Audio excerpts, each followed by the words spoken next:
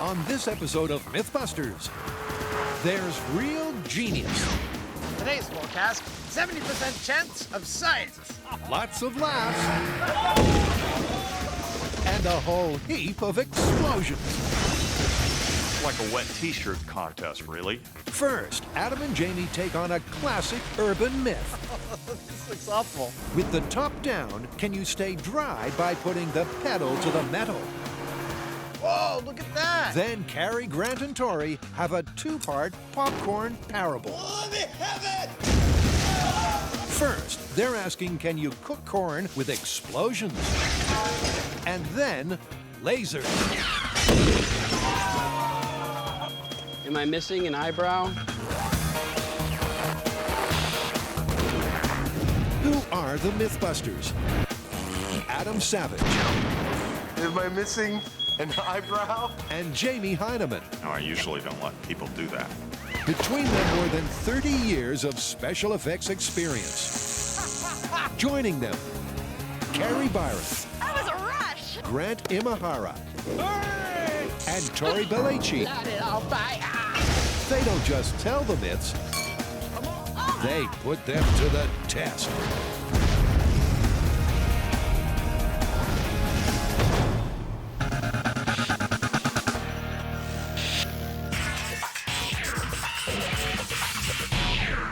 So what's up with the umbrellas?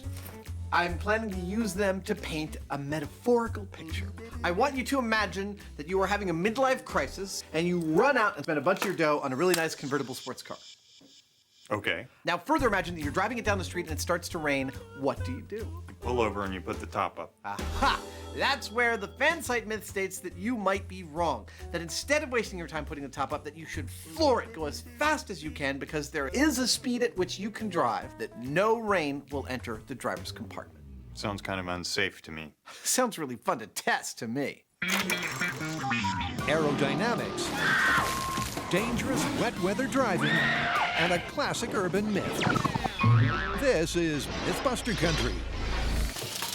Because viewers want to know if you've got the top down when it starts raining, will putting your foot down keep you dry? So, does this mean we get to drive a fancy car really fast in the rain? We do, but we are in sunny California, and that presents a little bit of a problem. I think just as we did in running in the rain, we're going to have to manufacture our own rain here. It's a bit of a chore, but I think we can handle that. We still get to drive a really fancy car fast in the rain, though, right? Yes, but slow down there, cowboy. I think perhaps we ought to take this model car and run some shop tests. Sprinkle some water at it, look at it on high speed, see if there's anything at all to this myth. And then we get to drive a really fancy car fast in the rain. Okay, look, we'll get some driving lessons. We'll wet down some tarmac, we'll go out next thing and drive a fancy car, all right? All right. So to keep Rev Head Heineman happy, they shelve the shop tests in favor of... Well, the first thing on our agenda is to get some training in foul weather driving on wet roads. And in lovely sunny California, there's nothing better for that than a perfect sunny day. But being the Boy Scouts that they are, they came prepared to make their own. Oh, I've made a rainbow. Look at that. This is going to be fun. That's the bad weather, so all we need now is a convertible car. You've seen MythBusters before. You know that generally when we have cars, they explode. But not that one, I don't think.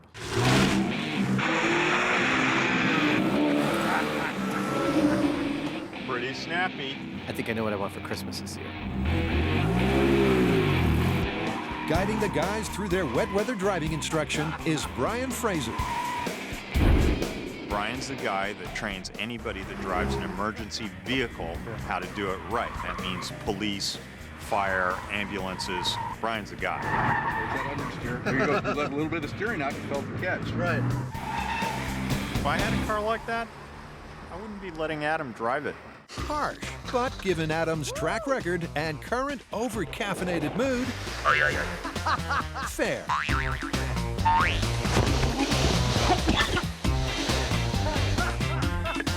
Woo! I might have gotten the microphone wet there for a second. Despite Adam's best efforts, the microphone still works, and they get down to business. Well, the surface is now wet. We're going to lose that cohesion between the tires and the concrete surface. We're on a concrete pad out here today. Aquaplaning can also be a factor if we got standing water. Ways to deal with this are get off the gas, slow our speed down. It's going to multiply any reaction we do, so you want to not be jerky in your steering movements. So just smoothing out your steering and backing off speed can keep you in control of the car.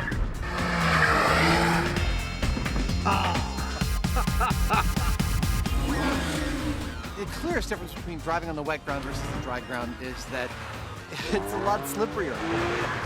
Oh, sorry about that.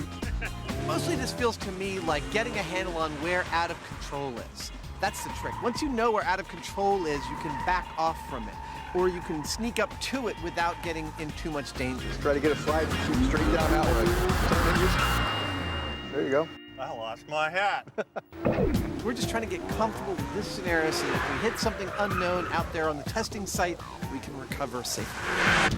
And that's the key. By simply getting to grips with the car on a wet surface, they can be sure they won't lose their heads at high speeds on the real test. Which means they're licensed for wet weather science. That's I okay. keep losing my hat. Now, in part one of Popcorn Pandemonium, is it possible to pop popcorn with an explosion?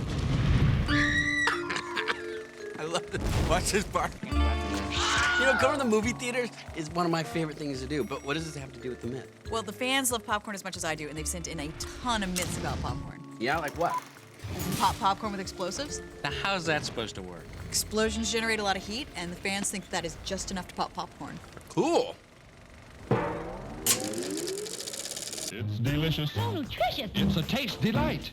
Popcorn and its distinctive explosive expansion is a ready-made recipe for myth and disaster. And the fans want to know, can you put the pop in popcorn with a bang? Okay, so popcorn with explosives, how are we gonna test this? Well, this myth comes in a whole variety of forms. Everything from a torpedo hitting a container ship full of popcorn to an industrial accident at a popcorn popping plant. Whoa, what are we gonna do? I think we should take our favorite explosions from our favorite myths, apply them to popcorn. This is gonna be fun. Oh, this is the part when she dies. Despite the various outlandish sources for this fan request, the basic premise for each is the same. Heat and pressure from an explosion causes raw popcorn kernels to cook in an instant. To test this one central theory, the team is taking two classic blasts from the past and reigniting them at the bomb range. And first up, Now, we do have a myth from James Bond, and that is the exploding propane tank. This doesn't pop the popcorn, I don't know what will. Strap some C4 onto a propane tank, put some popcorn kernels on top, and see if we get this rain of cooked popcorn. Now, we know that heat is what causes popcorn kernels to pop into popcorn. I mean, you could do it on your stove. And I think it's fairly likely that the size of fireball that we'll get will generate the sufficient amount of heat to make something pop. so will the explosive C4 and propane cocktail cook the corn? Or will it simply be shaken, stirred, and sprayed shrapnel-like all over the bomb range? All right, here we go. In 3, 2, 1.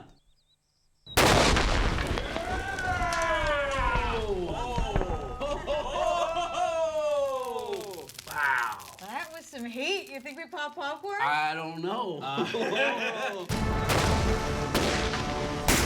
That's the burning question. But up at the corn carnage epicenter, the signs aren't good. I see a lot of unpopped kernels on the ground. No popcorn. Nothing? Nope. There's more foil over here. It seems the force of the C4 explosion and the rapidly expanding propane fireball distributed the raw kernels far and wide, without actually cooking and popping any of them. My propane popcorn empire! Why? So propane did not pop the popcorn. All we had was a big fireball, which is what we expected, but that somehow wasn't quite right in order to pop the popcorn. I don't think there was quite enough heat, and it wasn't sustained for long enough for the popcorn to actually pop. I think we just kind of blew it out everywhere. All right, what's next? Kettle corn? Creamer cannon. Yeah.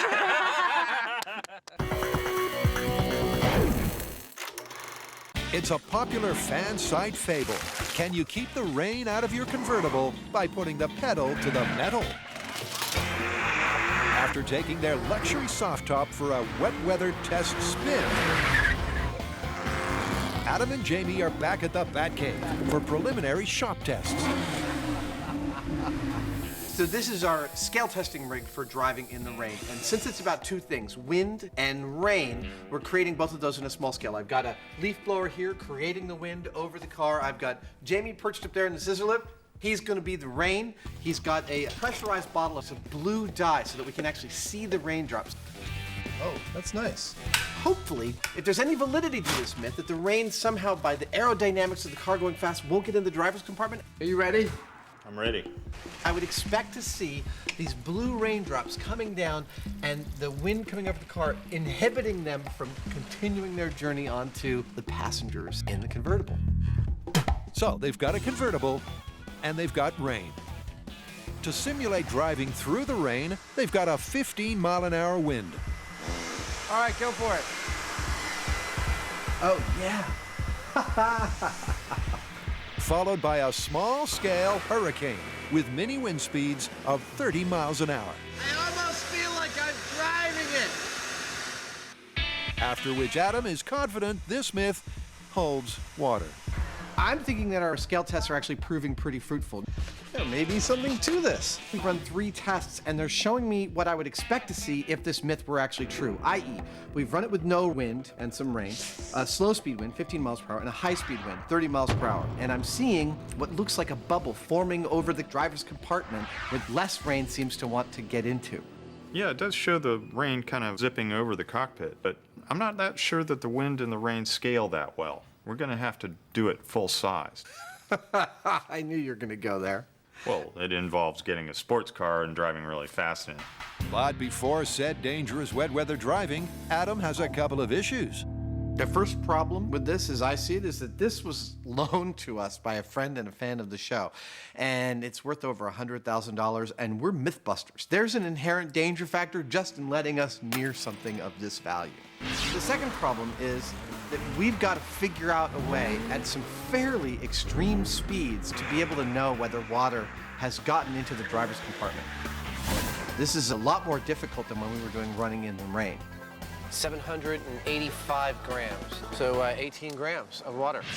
We need to have a rain detector for inside the car, but because the amounts that we're dealing with are really quite small, it's not like we can put a funnel and a collector or electronic instrument or something in there. I figured that if we put something that would, by virtue of getting wet, show a dot, that would do the trick, and so I thought of tissue paper, because when it's opaque, you can't really see anything through the other side of it, but when it gets wet, like so, all of a sudden you've got a very clear indication that there's a drop of water that hit. It's like a wet t-shirt contest, really. Shows you what's underneath, don't it?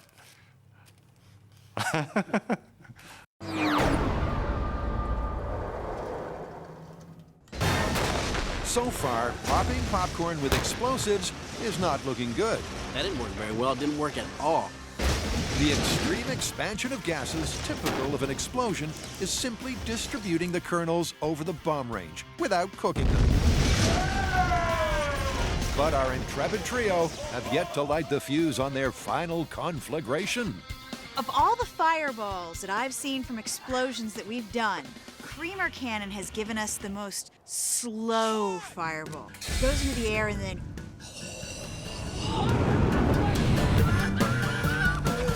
And we're gonna have the popcorn kind of mixed in with the creamer.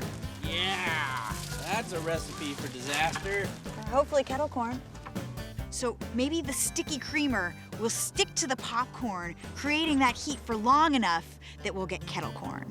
Big Boom aficionados will have noted that technically this won't actually be an explosion. But in the mythical scenarios, a fireball could easily have been the causal factor in the reported popping of the popcorn.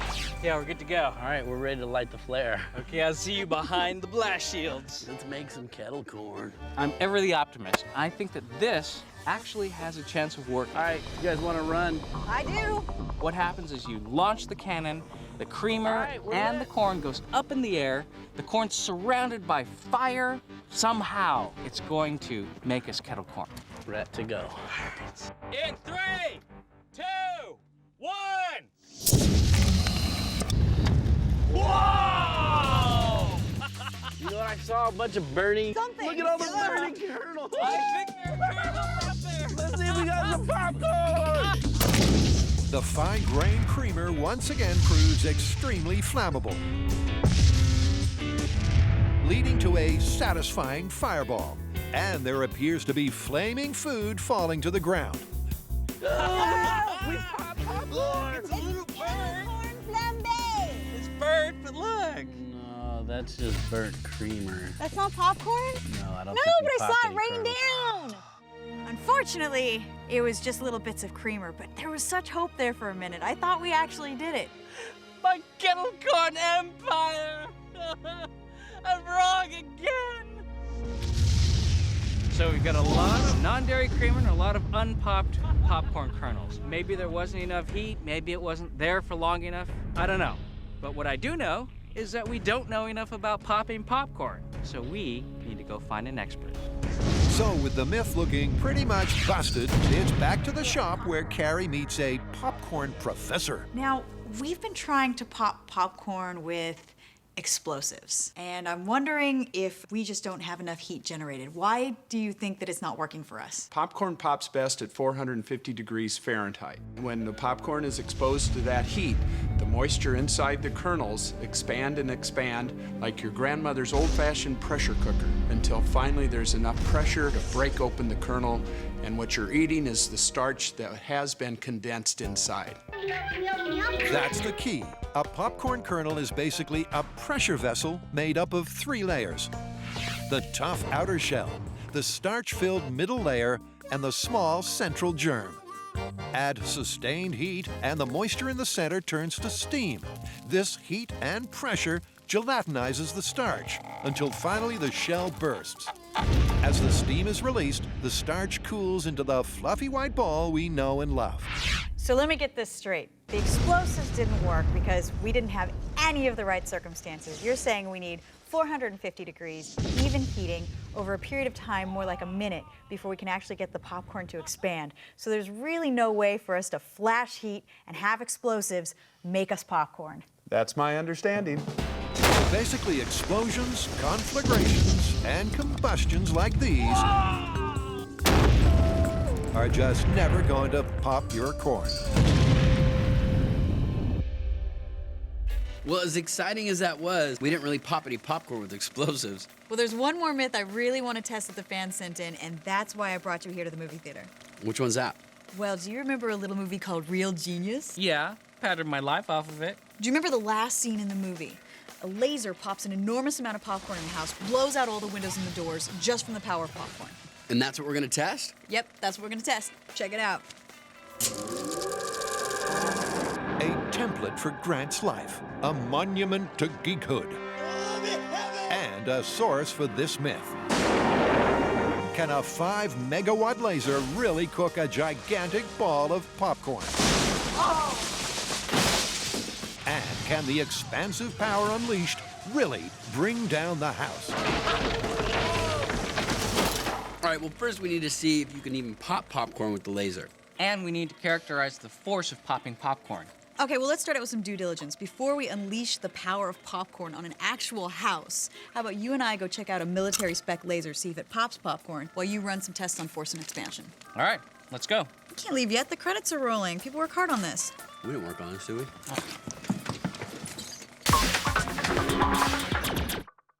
Jamie and Adam are on the runway at Alameda raising a rainmaker. It's a little Iwo Jima moment here. Yeah. Because to test the myth that driving fast keeps you dry, Holy crapola. They need wet weather at the flick of a switch. And for that, they're going back to their movie roots. Hollywood, like MythBusters, doesn't wait for ideal weather conditions. They make their own weather, and this device is one of the ways they do it. This is a rain bar. Got it. And it sprays water through a set of spouts. These spouts, there's 6 of them. And if what you want is torrential rain, it can deliver 1,200 gallons a minute. For us, it's going to be delivering a linear swath of rain 200 feet long. Let's say that you're setting up one of these rain bars for some finale of a romantic movie. It's the guy and the girl, and they're in the rain. Do you heat up the water? Absolutely. Really? Yes. 90 degrees. We bring it up to 90 degrees for their comfort and let them go at it. So the team is ready for a dry run. Well, everything's hooked up and in place, and the next thing we're going to do is a dribble test. We're just going to pressurize all the lines to the point where water starts dribbling out the rain heads because of several things. This amount of rain is perfect for our test. It's just about 2 inches per hour. One, that's a lot of weight of water, about 600 pounds per bar, and the weight distribution could change and they could swing, so we need to make sure we can control them. 2, there's a little bit of a west to east breeze here. We want to make sure the rain falls where the car is going to drive, so we might adjust our final bar position based on what we see here. That's perfect. With the rain ready to fall and the cameras ready to roll, it's time to bring in the star, the car. Let's protect the upholstery and put in our rain collection gear. Okay. We've modified this car in a couple of ways to turn it into a data collection device for this test. First, because it's a fancy car, we've protected the whole interior with absorbent fabric so that no water can damage the car. Second, to measure what water does get in the car, we've got these 2 boards, which is basically a piece of plywood faced with acrylic and tissue paper. Any water that hits this surface is going to create a nice dark spot that's easy to see, easy to count, and should give us a really nice comparative analysis of how much water is getting into the driver's compartment under the different conditions we're testing. Well, let's get to it. Okay. And by to it, they mean using their driving instructor as a human crash test guinea pig. The biggest danger posed by this experiment is hydroplaning. That's where the car floats up on a cushion of water and you lose all control of it. Okay, go, Rain and Brian. So Brian, our safety trainer and driver, is actually going to take this run at 120 miles an hour across the rainy tarmac to make sure that it's safe for Jamie and I to do. Brian's about to hit what's essentially a sluice-down skid pad at 120 miles per hour. This could be interesting.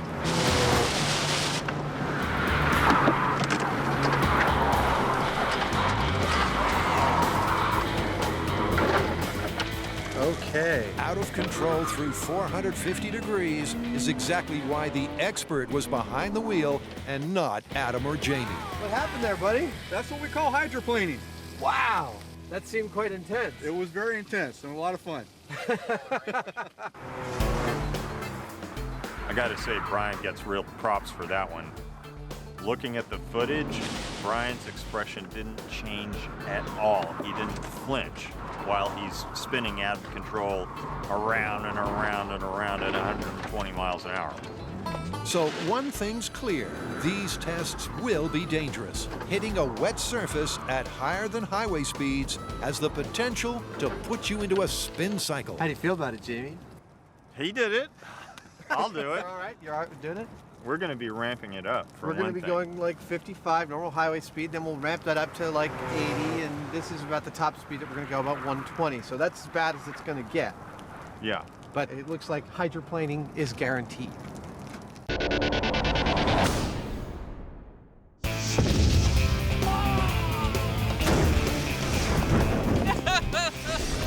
My Kettle corn empire! Why? Our intrepid trio are looking into unconventional ways to pop popcorn. And as anyone with access to the internet will know, there's one method that the conspiracy theorists just won't let go. So we're doing myths about popcorn. When are we doing the one about the cell phone cooking the popcorn? Actually, we're not doing it. We're not, but that was one of the biggest viral videos. You put 4 cell phones around some kernels, you get them to call each other, and then pop, pop, pop, pop, pop. I know, but that one is busted. So totally busted, that's just not worth our time. Look, we already know that it takes at least 220 degrees to pop popcorn. And while cell phones do get hot, they don't even approach those temperatures. Forget about your brain frying, your hair would catch fire. But some people say it's the radiation from the phone that causes the popcorn to pop. Again, total and utter nonsense. So we're not gonna test it. We've got a choice. We can either sit around a table with cell phones and popcorn and watch nothing happen, or we can try and pop popcorn using explosives and lasers. Good point, let's get back to it. All right. And to test this popcorn-themed scene from the silver screen, Kari and Tory go back to school because they want to know if there's any science at all in this science fiction sounding scenario. Now what we're trying to find out here is, can you pop popcorn with the laser? And if so, could you do it from a plane? I believe that they're both possible, just a matter how much laser power you have. Now how realistic do you think the laser in the movie was? 5 megawatts is a stretch. I'm not saying it's impossible, but it's a stretch even for chemical lasers, which typically operate, the highest power is about 100 kilowatts. I don't think that a 5 megawatt laser is around the corner just yet. Now, one serious question that Grant wanted me to ask you was, how close are we to lightsaber technology? Oh, that's classified. So, as unlikely as it sounds, there's a kernel of truth to this myth. And for proof of concept, Here is my popcorn kernel. There we go. they've got a 10-watt laser pointed right at it. We're popping popcorn with lasers. Looking at the thermal camera, I'm seeing a tiny bit of heat at the top and the bottom of the kernel, and they're expanding very slowly. Now, I'm pretty sure this is not how Mom used to make it. This is how Grant's mom used to make it. Proof of concept. Well, now that you can laser pop popcorn, let's just concentrate on the power of popcorn. That is cool. Let's go. Pretty good.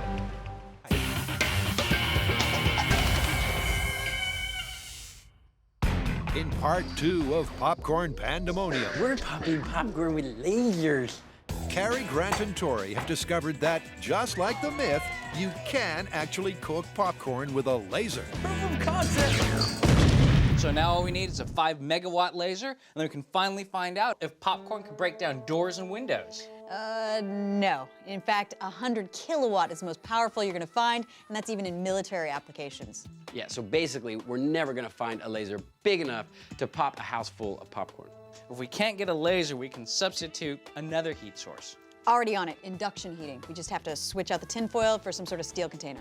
Sounds reasonable to me. So did you ask him about that thing we're talking about, the laser sword? Actually, I did. And guess what? I got a prototype right here. There you go, buddy. Don't turn it on inside. I said don't turn that on inside the house. You're gonna cut somebody's head off. So out goes the science fiction-sized 5 megawatt laser.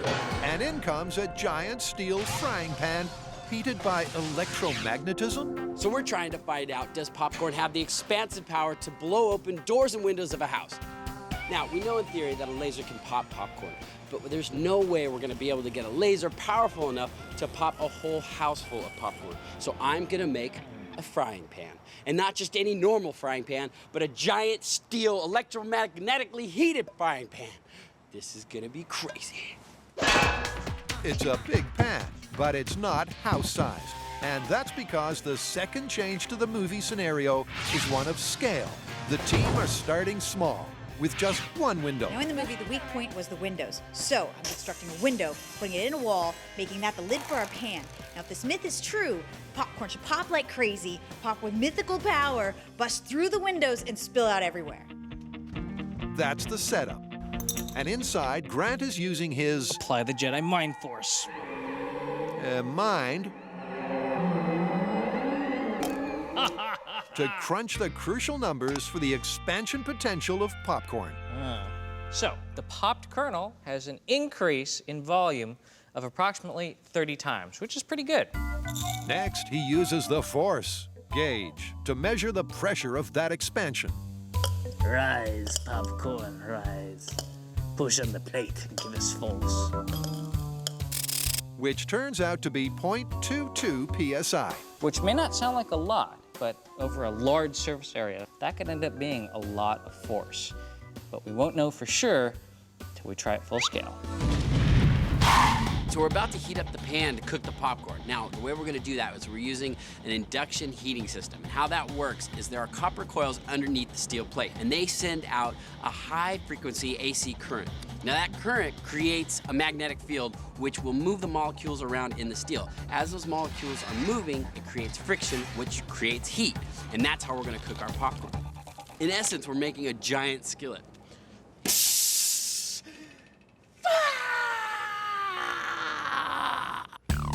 So now we're gonna coat the bottom of the pan with coconut oil to spread the heat evenly. Ooh, it smells like popcorn. And then fill it with 3/4 of an inch of popcorn kernels. According to Grant's earlier calculations, 3/4 of an inch of kernels should expand to over 20 inches. And with the window a mere 6 inches above the uncooked corn, we're all set to find out if popcorn has the power to break out. So what we're looking for in this experiment is whether the force of the popping popcorn will actually break the window. Okay, it's on. Now, in my earlier experiment, I found that the popcorn generated 0.22 psi. Now pop it! 1, 2, 3! Yeah! Woo! Go! Come on, break the window! Which doesn't sound like a whole lot, but consider this is a relatively large surface area. And the window's over 1,000 square inches, which means potentially 220 pounds of force. But despite a stirring effort, Break it, Grant! Now's your chance. Show us what you got, boy. the popcorn fails to make an impression on the window. And it never will, because confining the popcorn while it's cooking prevents it from popping. So it looks like most of our kernels popped, and you might be thinking, well, if they didn't bust through the window, why don't they just add more popcorn? But there's actually a maximum amount of kernels you can use before not only does the compression start making them pop smaller, but everything just burns. This is the most popcorn that's going to pop in these circumstances. So it's a catch-22. Putting pressure on the popcorn means it doesn't pop and can't exert that expensive pressure. But the guys aren't giving up yet. We do know from your experiment the pressures that the popcorn should exert. So what if we took the cooking out of the equation, used pre-popped popcorn, and applied our own force? Yeah, then we can see if the popcorn is strong enough to break out of a house. Or whether the kernels would simply crush under those conditions. So back to the drawing board? Yeah. Adam and Jamie are lifting the lid on the myth that to stay dry, you don't put the top up, you put your foot down. First up is the control. See, the myth states that if it starts to rain, you're driving your convertible with the top down, you shouldn't waste your time putting it up. You should gun it, floor it, go as fast as you can. So of course we're gonna gun it, floor it, and go as fast as we can. But what do we compare that to? We compare it to the control, which is driving into a rainstorm, stopping, putting the top up, and seeing how much rain you gathered that way. Right, Jamie, here's your motivation. You're gonna be driving with your top down and it starts to rain. You're gonna stop while it's raining and put the top up. And to make it extra realistic for you, we're gonna make it rain. Got that? Right, knock 'em dead, Tiger. With a direct line to the weather gods, All right, stand by for pressure. or at least John, the rain bar operator, Adam commences the rain. Today's forecast, 70% chance of science. Go ahead and pressure it up. Jamie, come on in. Remember, this is a control for comparative purposes. All right, now stop and put the top up. This looks awful. If you're foolish enough to be driving with the roof down while there's a rainstorm approaching, we want to know how wet you'll get in the time it takes to pop the top back on. Now go ahead and drive off. And it's pretty clear because that's one wet Heineman. How was that? Looks like you got soaked. I think so. Oh, look at our test boards. There's no drops to count. They're just 100% soaked. I don't know whether there's going to turn out to be something to driving really fast to keep the rain out of your convertible, but it's pretty clear that stopping at all, even to put the top up, is going to get you saturated with rain pretty quickly. All right, now stop and put the top up. Now that we've got a good control, it's time for some real testing. If there's any merit to this myth, we should see a lot less rain on our rain collection panels than last time. But the weather gods, the real ones, otherwise known as the physical forces of meteorology, decide to rain on Adam and Jamie's scientific parade. How do you like this? We're in the middle of a long California drought. Bummer. And we come out here to make our own weather, our own rain, and apparently we angered the weather gods because it's raining for realsies out here. The tissue paper rig is not going to work in these conditions. Well, why don't we do some runs anyway and shoot it on high speed, look at it closely and see if we can detect any kind of pattern from it. Okay, that sounds good. First up, let's do 25 miles an hour. Okay. For this stately 25-mile-an-hour test, out go the rain detection boards, and in comes the high-speed camera. Then, after a quick reset, Jamie ups the speed to a healthy 55 miles an hour before heading back to compare the two runs. At 25 miles an hour, I don't see any plume coming off the windshield at all. You will. It's coming up in just a minute. There, see? Yeah, it's pretty small. But still, you can see the effect. Okay. Then, Looks like a lot of it's going into the cockpit, though. yes. Here's 55, though. The difference is actually pretty marked. So no plume. Look at how the plume appeared. Oh, yeah. Isn't that nifty? Yeah. This is totally clear. Totally clear? Well, there seems to be more of a plume at the faster speed, but is the cockpit actually staying drier? There's no way of knowing for sure until the real rain lets up. I'm not going to say this too loud, but it looks like it might actually be clearing up. We might get a window for testing soon. Kari, Grant, and Tory are asking, can popping popcorn blow out your house? It's kind of tinkling against the window. I thought they'd be more aggressive. Yeah. Large-scale cooking didn't work, so they're taking heat out of the equation to focus on the expansion potential. Now, what we do know is that if you can pop popcorn, it does exert a certain amount of force. It gives us a PSI 0.22. So we're going to try this experiment again, but in a different way.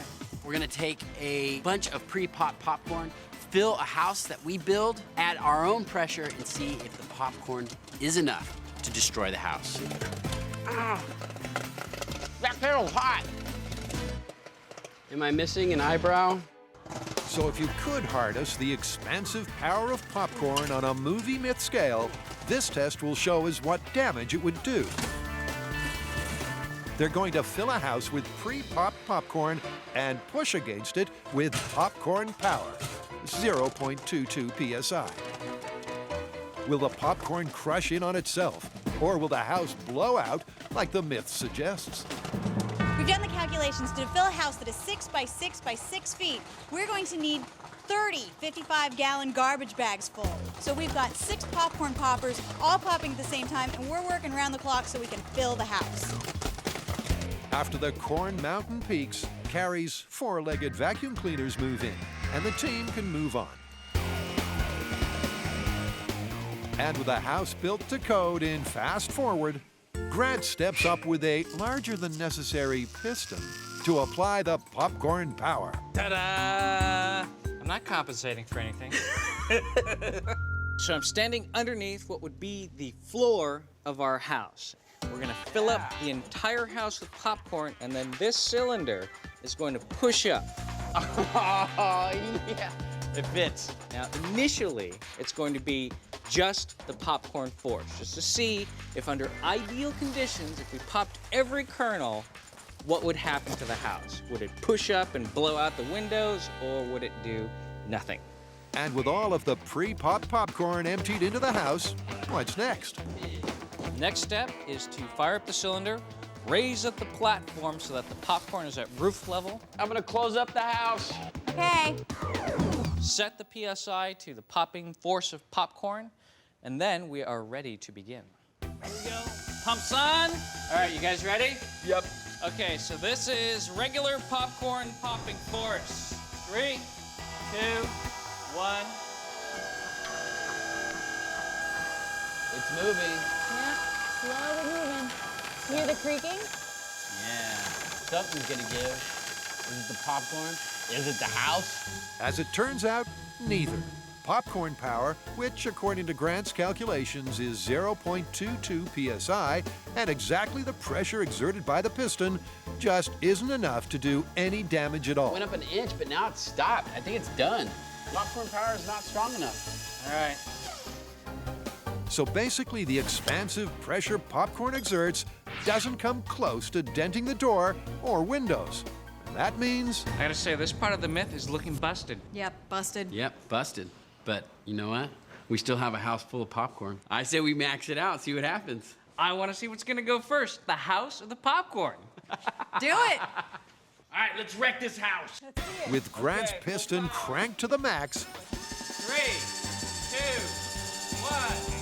this test is a transparent excuse to destroy stuff. The only question is, will the popcorn crush into dust, or will the house come tumbling down? And as it turns out, the popcorn wins out. Or at least Grant's giant piston did. It wasn't really popcorn power. That was how many tons of force? 15. So it was really just popcorn as a spacer. Yeah. So popcorn power didn't really destroy the house. No. But that was cool!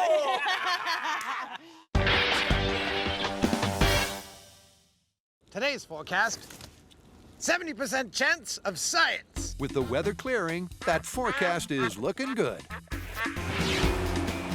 Adam and Jamie have already seen hints of the aerodynamic basis for this myth. Oh, yeah. Isn't that nifty? On the next 70 miles per hour run, they're looking for physical evidence on the tissue paper rain detectors. Here's my prediction. Take a look at the high speed after this run. I think what you'll see is a nice line of wind carrying water, creating a bubble over Jamie. All right, Rainmakers, let's balance those bars. I think you're going to see a lot less rain on these panels. Jamie, you may start your run now. This is 70 miles per hour, gunning it. Gun it, Jamie does.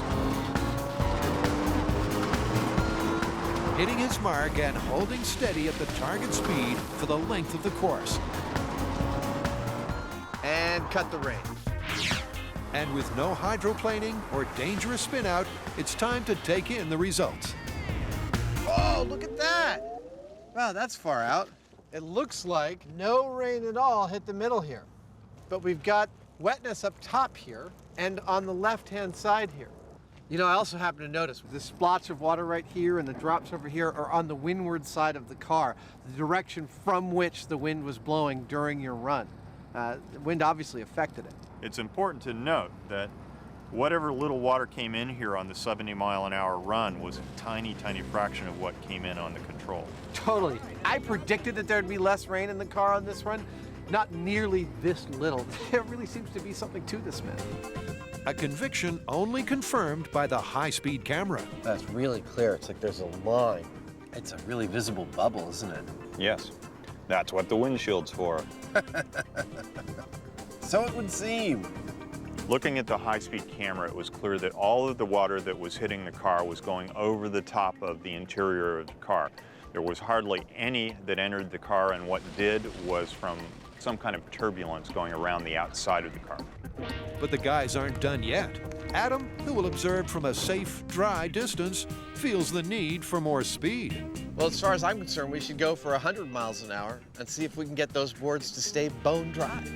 I'd go ahead and leave the traction control on. But Brian, our safety driver, is concerned about the additional soaking the surface took from the real rain. So he suggests sticking to 90 miles per hour.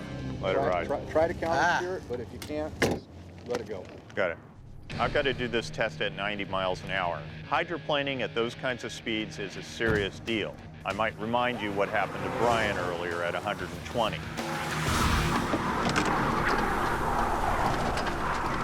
90 miles an hour is pretty fast. I'll keep my fingers crossed that I don't spin out like he did. 90 miles an hour? 90 miles an hour. 90 miles an hour. Let's do it. Let's go to full pressure. I am set and ready to go. Awesome. Jamie, you may start your 90-mile-an-hour run now. Let it rip.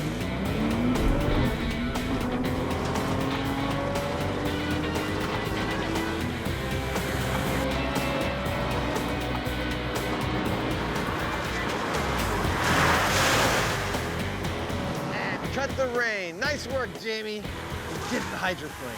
Awesome. Let's open this top and see how we did. Ho, ho, ho, ho. Dude, look at that. This is what I call a result. Not bad. Not bad at all. These things, bone dry. We wanted to find out whether driving fast when it's raining will actually keep you dry, and it turns out it does. Around 25 miles an hour or so, it's not so effective, but as you go faster, it actually does deflect most of the rain. Now, it's not that hard to understand, really, because the rain's coming down like this. If you're going this way and you've got something in front of you, then it's going to catch all the rain and send it up over the top of you. You stay dry. So it does make sense to gun it. The faster the better, in fact. Yeah, you might die in the process, but You'll be dry. You'll be dry. Your Honor, ladies and gentlemen of the jury, for my closing argument, I'd like to call your attention to Exhibit 24, which is footage from the tailgate up or down fuel efficiency myth that MythBusters filmed. If you'll notice here in the water oatmeal test, there's a bubble formed in the back of the pickup truck that allows air to flow over the back of the pickup truck. The self-same aerodynamics that the engineers put into this sports car that allow it to be aerodynamic even with the top down create the same kind of bubble over the passenger compartment, and I contend that that's what keeps the passenger dry at high speed. This is a conundrum because I don't feel like it's right to call this one confirmed. Yeah, driving really fast in the rain can be very dangerous. How about plausible but not recommended? I'll buy that.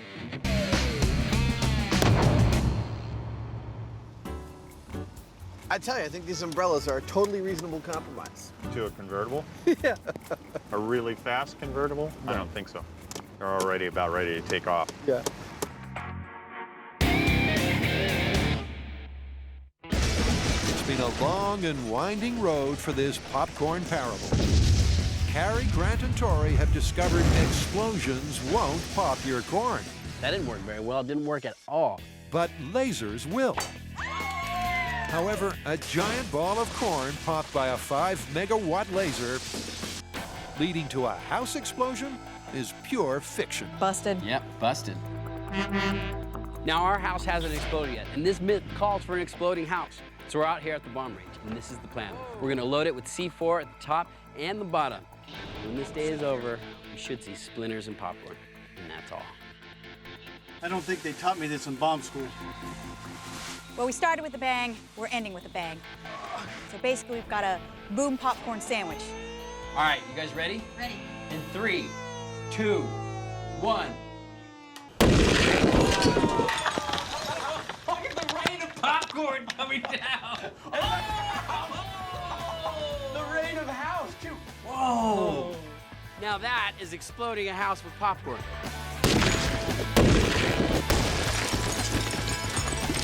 Well, not really popcorn, with C4 surrounded by popcorn.